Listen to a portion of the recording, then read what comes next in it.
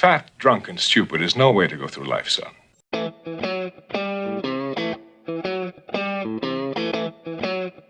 a brew. Don't cost nothing. But around a dinner table, every once in a while, he'd really let loose.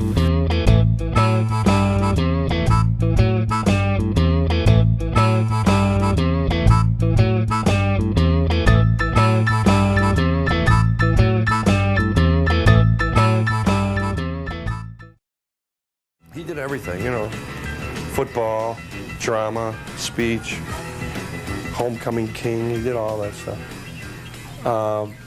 But he would win these awards for original monologue.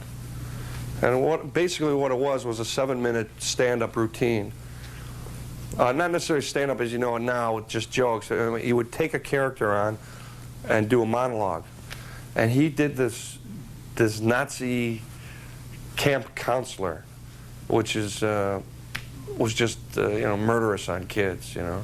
And he won like a state trophy for that. He was kind of you know, kind of quiet and kind of intense, you know, around the house, but around a dinner table every once in a while he'd really let loose. And he used to do this thing with his eyelid. I still can't do it to this day, but he would take it and he would turn it up. You know, and then he'd hold his head down and he'd do it, and we'd be talking, and then he'd go, like that. And my sister goes, "Stop it, Johnny, stop it." And my mom would laugh so hard you couldn't hear her laugh, you know, her face would change, you know. And of course, my dad didn't like even see the humor in it, you know, he'd just keep eating, you know. I personally think that he changed Second City. You know, I mean, because all they used to talk about is Descartes and Kant and philosophy and, you know, moral dilemma and will and, you know, intellectual concepts. And John would come in there and play this hippie off the street who's lost his memory from smoking too much pot, and the audience would go nuts, you know. John would go, "He's an on stage," and, you know, they'd love to hear it because it was like a real person speaking, you know. He was a behavioralist, you know, as an actor. He was a great mimic, and he would observe people and just bring it on stage, and people could relate to it. Just seeing John walk on stage, I used to love to watch him work, as many people did, and on stage especially. Well, he did his Joe Cocker in that show. Great impression, you know. But I remember he would do things, he'd have this amazing sense of concentration. Whether he was concentrating or not, you don't know, but he had this intense look, and I would just be staring at him, and then he would he'd look at you and wink, and then go right back into the piece, and it would like just send chills, you know. We used to listen to the radio show every week. There's a great scene, a great bit he did on the National Lampoon Radio Hour called The Jimmy Dugan Story with Brian Doyle Murray and John.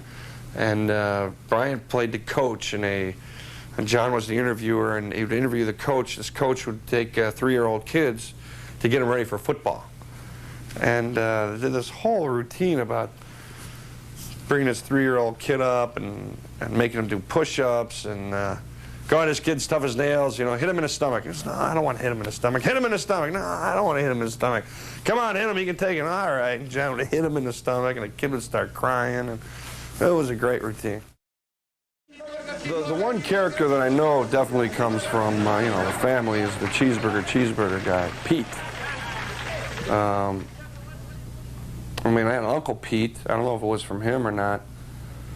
But when I watched the character, I went, "My God, he's doing Uncle Paul." And then I'd keep watching it, and then he'd do that breathing thing. He'd go, and that's my dad.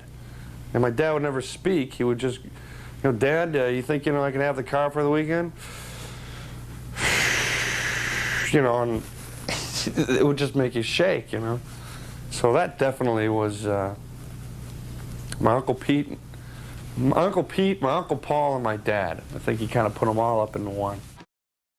The subtlety and the nuance of John in Continental Divide is what I really appreciated. I thought that was, to date, his, you know, for me, his best performance. I think it was the closest that he played to himself, and you really saw the warmth and the honesty of John, you know.